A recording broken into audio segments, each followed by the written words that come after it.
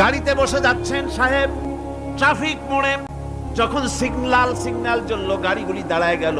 ফকির এসেছে, হাত নাই পাও নাই, বুড়া মানুষ, একটা পয়সা বার করে না।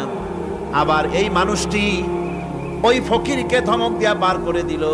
এরপরে এই লোকটি যখন কোনো মাজারের কাছে পৌঁছে গেল, 500 টাকার কড়কড়ে নোটটা ফেলে দিল। বলেন টাকা দরকার কার? মরা মানুষের না জিন্দা মানুষের? কার দরকার? যার টাকা দরকার ছিল তারে দেওয়া হলো না, যার দরকার নাই তারে দেওয়া হলো।